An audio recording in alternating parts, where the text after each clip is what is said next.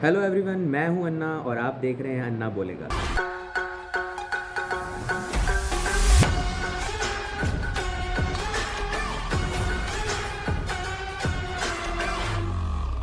तो इस वीक मैंने देखी है मूवी 10वीं और मुझे तो बहुत अच्छी लगी। बड़ा यूनिक मैसेज है। हमारी मूवी में हरियाणा का सीएम, असल में हरियाणा को हरियाणा ना दिखा के यहाँ पे हरित प्रदेश दिखाया गया है। जो हरित प्रदेश के सीएम हैं उनके ऊपर एक स्कैम का इल्ज़ाम लगता है और उन्हें जेल भेजा जा रहा है।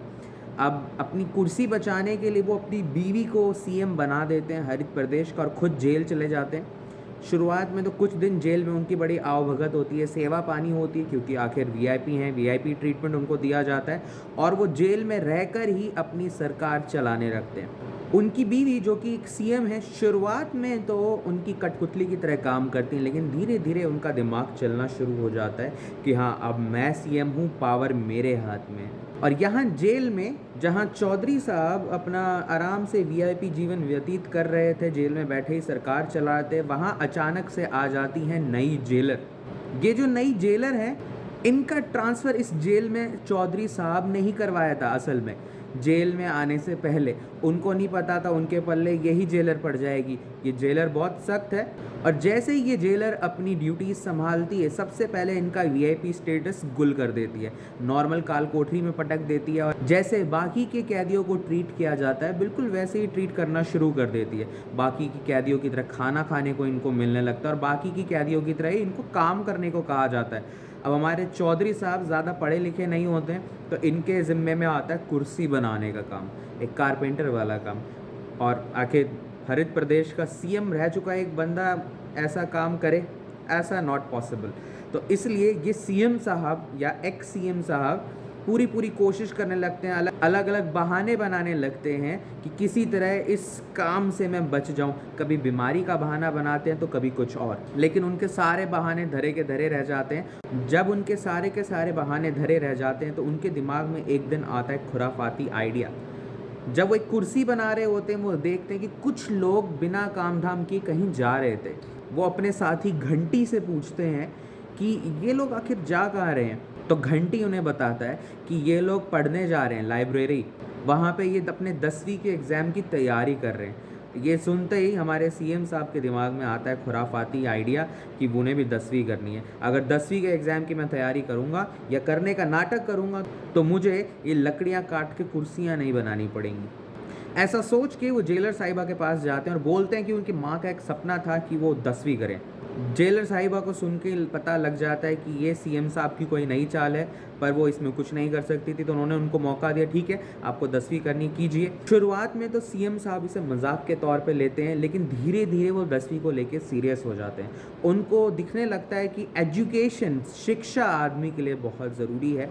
अगर शिक्षा नहीं तो आप गंवार हैं। और उन्हें समझ में आता है शिक्षा सबका मूलभूत अधिकार होना चाहिए, क्योंकि जब एक शिक्षा मिल जाती है किसी को तो वो ना सिर्फ अपने आप को, अपने आने वाली पीढ़ियों को भी उज्ज्वलता का रास्ता दिखा सकता है, विकास का रास्ता दिखा सकता है, डेवलपमेंट का रास्ता दिखा सकता है। इधर सीएम साहब की बीवी को कुर्सी का चस्का लग चुका है। उनको पता है कि अगर ये सीएम साहब वापस जेल से बाहर आ गए तो ये कुर्सी उनके हाथ से चली जाएगी और वो इस कुर्सी को अब छोड़ना नहीं चाहती हैं। तो ये सीएम साहिबा अब अपनी तिगड़ में लगा रही हैं किसी न किसी तरह इनको जेल में रखा जा सके। वो सीएम साहब को गलत सलाह देती हैं कि आप पागलपन की एक्टिंग करो और पागलपन की एक्टिंग करोगे तो आपको ये हॉस्पिटल भेज देंगे 5 स्टार।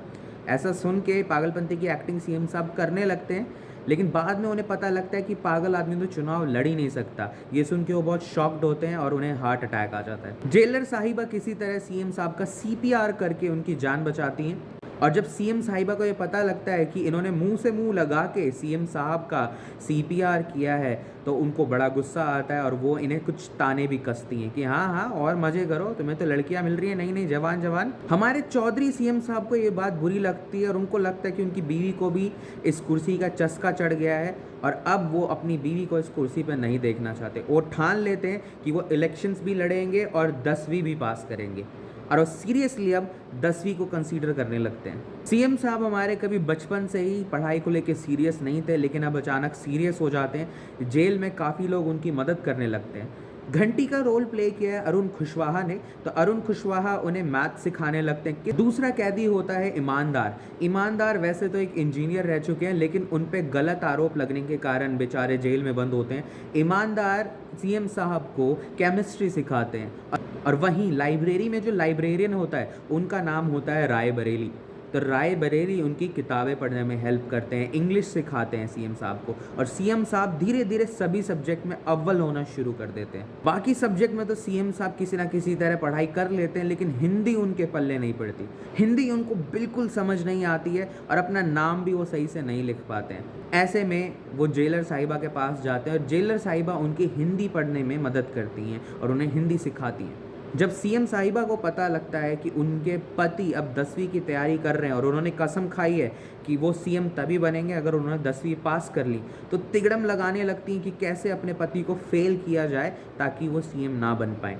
उनको पता होता है कि उनके पति की हिंदी कमज़ोर है, इसीलिए वो बोर्ड एग्ज़ाम का सबसे पहला एग्ज़ाम ही हिंदी का सेट करवा देती हैं ताकि उनके पति का मनोबल टूट जाए और उनके बाकी के एग्ज़ाम भी ख़राब जाएं और वो फेल हो जाएं। अगर वो फेल हो जाएंगे तो अपनी दी हुई कसम के हिसाब से वो सीएम नहीं बनेंगे और सीएम साहिबा सीएम बनी रहेंगी।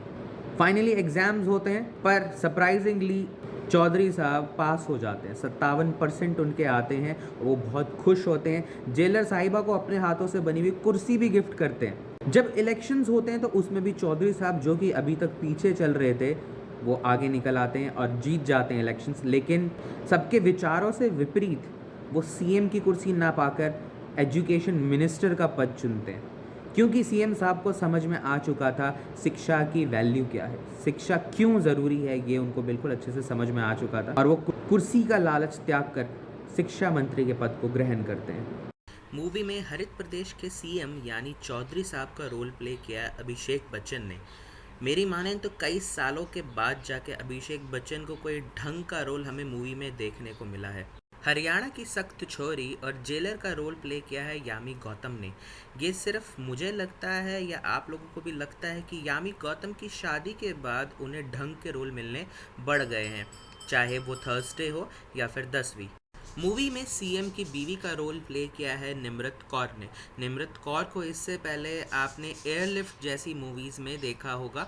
इस मूवी के लिए निम्रत कौर ने काफ़ी वेट गेन किया है और उनका हरियाणवी एक्सेंट सुन के आप पता नहीं लगा पाएंगे कि वो एक्चुअली में हरियाणा की नहीं है। मूवी की शूटिंग उत्तर प्रदेश में आगरा और उसके आसपास के जेलों में की गई है। मुझे तो ये मूवी देख के बहुत अच्छी लगी। आपको भी देखनी चाहिए अगर अभी तक आपने ये मूवी नहीं देखी है तो। इस मूवी से हमें क्या चीज़ सीखने को मिलती है? आप किसी भी उम्र के हों, शिक्षा आपका मूलभूत अधिकार है। अगर आपके अंदर लगन है, पढ़ने की इच्छा है, तो किसी भी आयु में आप शिक्षा ग्रहण कर सकते हैं। दूसरी चीज़ जो हमें इस मूवी से सीखने को मिलती है वो ये कि शिक्षा सभी का मूलभूत अधिकार है और हर इंसान को शिक्षा मिलनी अवश्य है। चाहे वो दूर दराज का कोई गांव का स्कूल हो, चाहे वो शहर का स्कूल का बच्चा हो, सभी को शिक्षा मिलना ज़रूरी है।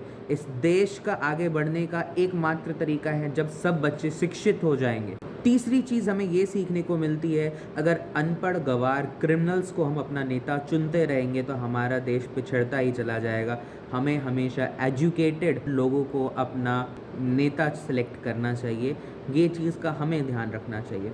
तो उम्मीद करता हूँ इस मूवी का रिव्यू आप लोगों को पसंद आया होगा। जुड़े रहिए अन्ना के साथ। मेरी वीडियोस लाइक, शेयर और सब्सक्राइब कीजिए। धन्यवाद।